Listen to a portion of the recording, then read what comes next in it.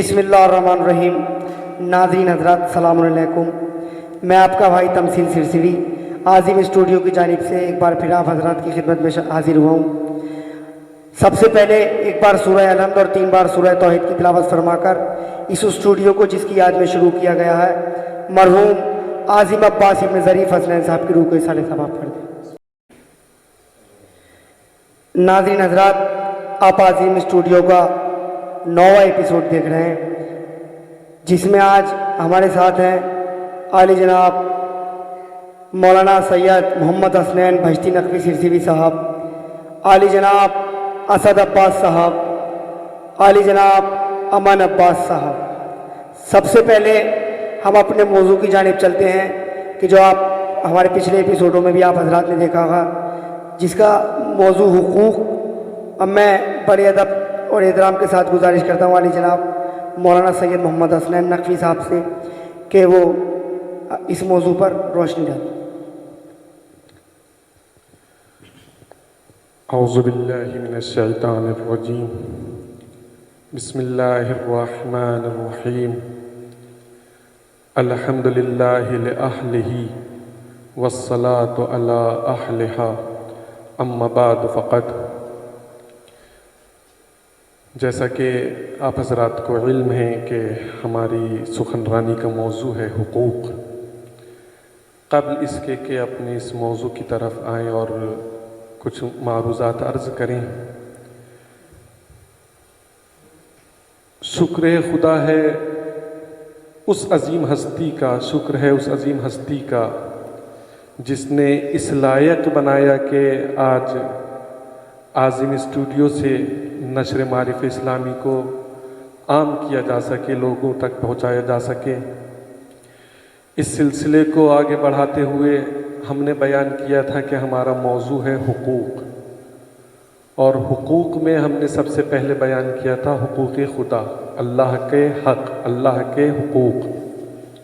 اللہ کے حقوق میں ہم نے بیان کیا تھا کہ اللہ کے حقوق میں یہ ہے کہ اللہ کی عبادت کرنا، اور اللہ کی عبادت کرنے کے سلسلے سے چند چیزیں بیان کی تھیں۔ ان میں سے ایک چیز شکر پروردگار تھی، دوسری چیز رزق و روزی کی تلاش تھی، تیسری چیز دعا تھی، اور چوتھی چیز جو کہ آج انشاءاللہ بیان کرنا مقصود ہے وہ ہے بعض چیزوں کو دیکھنا۔ بعض چیزوں کو دیکھنا بھی عبادت میں شمار ہوتا ہے۔ وہ بعض چیزیں جو انسان کی نگاہ کی معرفت کا سبب ہوتی ہیں، یعنی ان چیزوں کے دیکھنے سے انسان کو معرفت حاصل ہوتی ہے، اس نگاہوں کا، اس چیزوں کا دیکھنا بھی عبادت ہوا کرتا ہے۔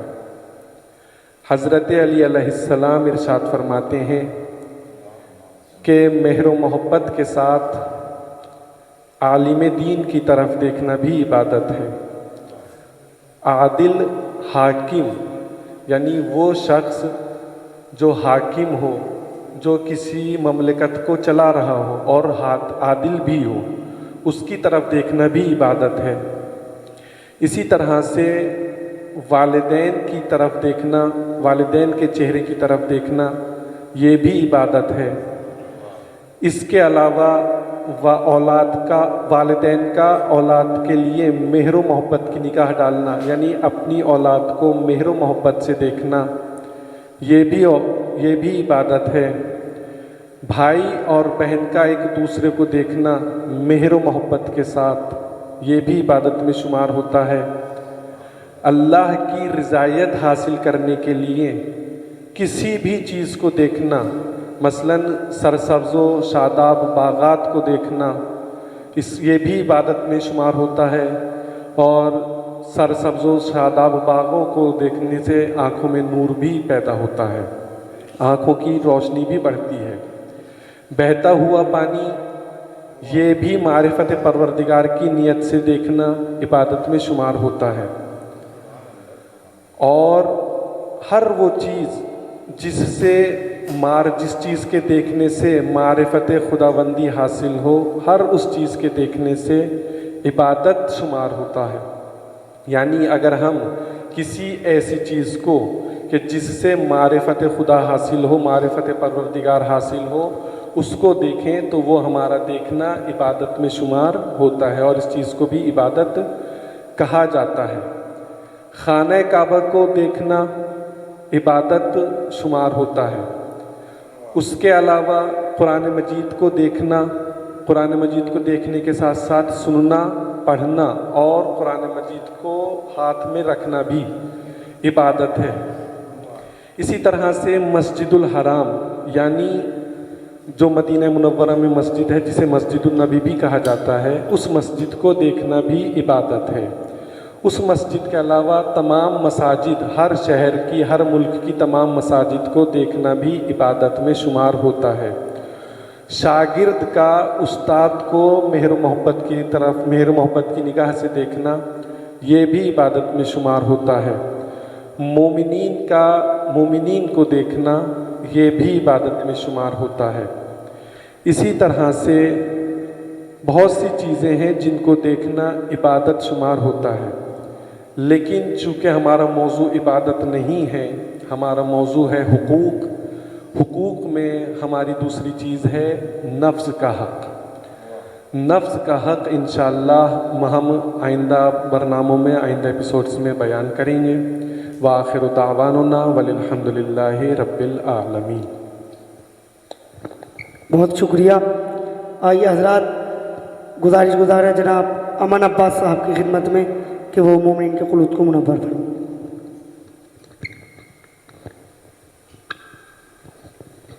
السلام علیکم۔ میں آپ کی خدمت میں ایک مشہور و معروف کلام جناب نیجر چوی صاحب کا پیش کرنے جا رہا ہوں، توجہ فرمائیں، اجازت مجھے۔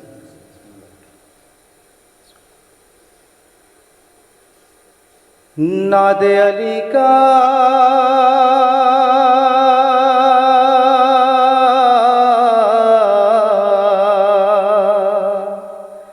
ناد علی کا ورد کرو، یہ غم وم ڈر ور کیا۔ ناد علی کا ورد کرو، یہ غم وم ڈر ور کیا۔ ناد علی کے سامنے کوئی ونتر ونتر کیا۔ شیر خدا نے خود اپنی تلوار کو روکا تھا۔ شیر خدا نے خود اپنی تلوار کو روکا تھا، ورنہ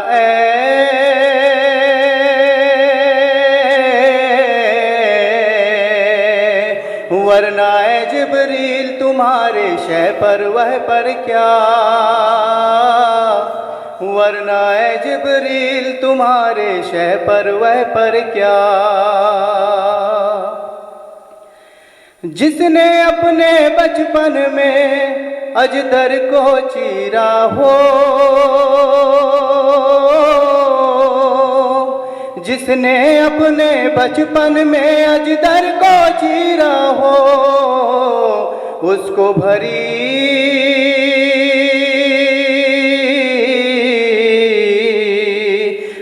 بھری جوانی میں یہ خیبر ویبر کیا۔ اس کو بھری جوانی میں یہ خیبر ویبر کیا۔ توجہ فرمائیں۔ دونوں جہاں بھی اس کے مقابل آئے تو ہاریں گے۔ دونوں جہاں بھی اس کے مقابل آئے تو ہاریں گے۔ حارث وارث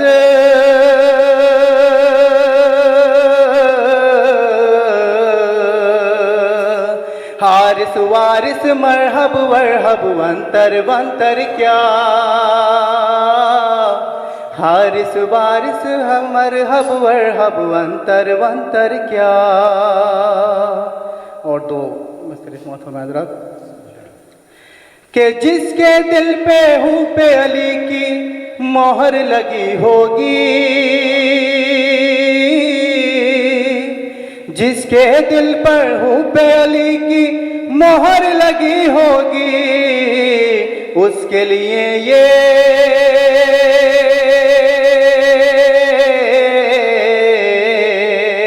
اس کے لیے یہ برزخ برزخ محشر وحشر کیا، اس کے لیے یہ برزخ برزخ محشر وحشر کیا، جس کے دل پہ حب علی کی مہر لگی ہوگی، جس کے دل پہ حب علی کی مہر لگی ہوگی، اس کے لیے یہ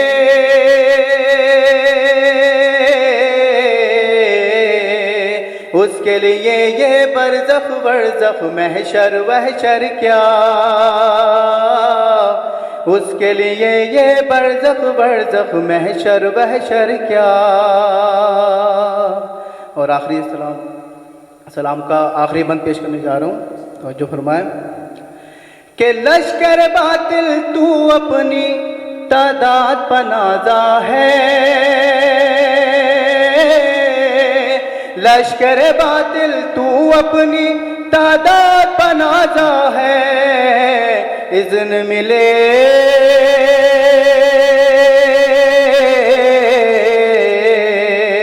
اذن ملے عباس کو پھر یہ لشکر وشکر کیا،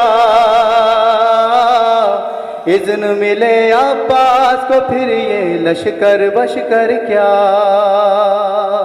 اور مقطع سماعت فرمائیں کہ عشق علی کی راہ میں تو جبریل بھی قاصر ہیں،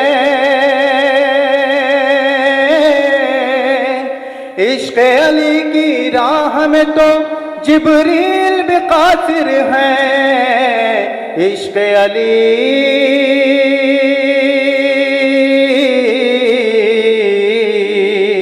عشق علی کی راہ میں پھر یہ نیر بیر کیا، عشق علی کی راہ میں پھر یہ نیر بیر کیا۔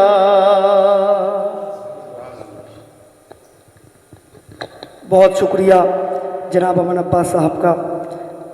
آئیے ناظرین، اب جناب اسد عباس صاحب کی بارگاہ میں چلتے ہیں، ان سے گزارش ہے کہ مومن کے قلوب کو منور فرمائیں۔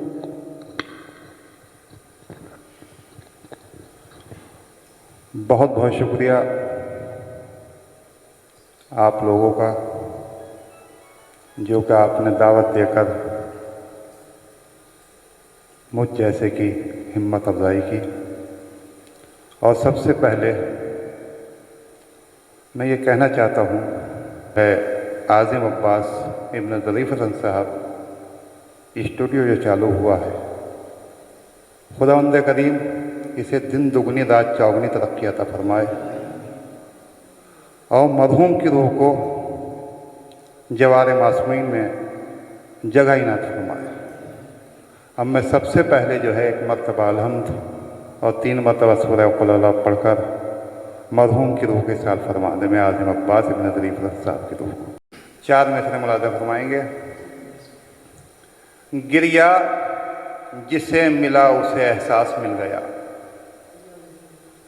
گریا جسے ملا اسے احساس مل گیا، یا یوں کہوں کہ مخزن الماس مل گیا، یا یوں کہوں کہ مخزن الماس مل گیا، وہ کاٹ ڈالتا ہے جفاؤں کے حوصلے، وہ کاٹ ڈالتا ہے جفاؤں کے حوصلے، خوش قسمتی سے جس کو بھی عباس مل گیا۔ اور ایک مطلع اور 3-4 شعر ملاحظہ فرمائیں گے۔ تخیلات کے جیسے ہی پر نکل آئے، تخیلات کے جیسے ہی پر نکل آئے، اڑان بھر کے مودت نگر نکل آئے، حسین کا ہے کرم بولا فخر سے فطرس، حسین کا ہے کرم بولا فخر سے فطرس، ہوا تھا جھولے سے مس اور پر نکل آئے، ہوا تھا جھولے سے مس اور پر نکل آئے، جب انتخاب ہوا باغ عزم و جرأت میں، توجہ چاہوں گا، جب انتخاب ہوا باغ عزم و جرأت میں، جو نونہال تھے وہ بھی شجن نکل آئے۔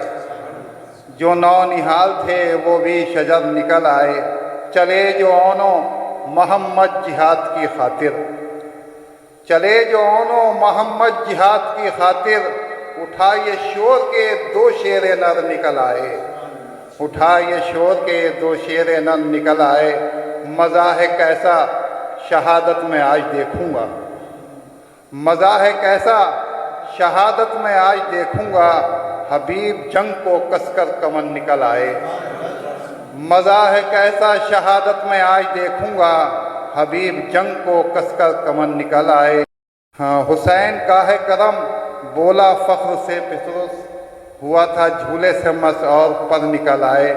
और जो है मक्ता मुलाज़ा फरमाएंगे, असद ये कहते थे अंसार हक शब आशूर, असद ये कहते थे अंसार हक शब आशूर, निसार होने को जल्दी सहर निकल आए।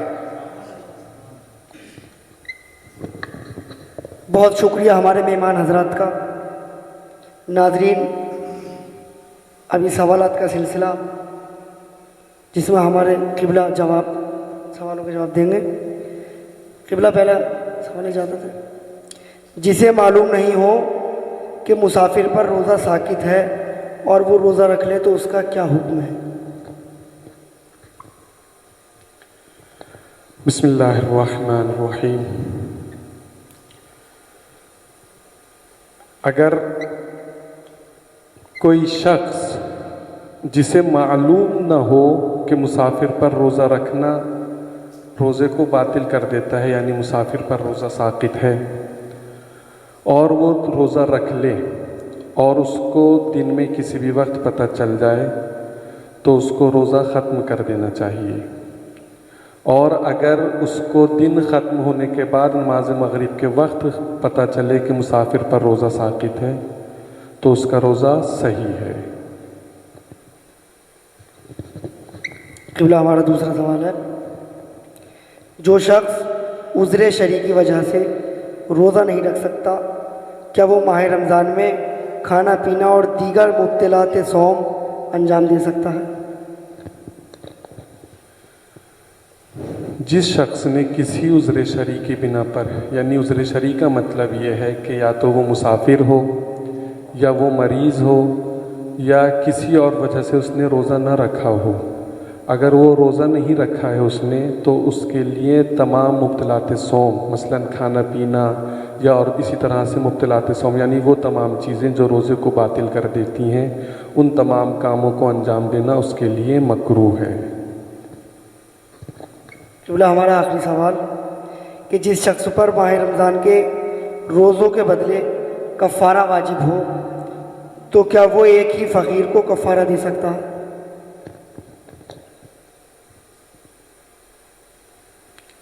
जिस शख्स पर माह मुबारक रमज़ान के रोज़ों के बदले कफ़ारा वाजिब है तो वो उस कफ़ारे को किसी एक ही फ़कीर को दे सकता है, कोई हरज नहीं है, उसका रोज़ा भी सही है और किसी एक फ़कीर को देना भी सही है। कोई और सवाल? व आखिर दावानुना वलिल हम्दुलिल्लाहि रब्बिल आलमीन।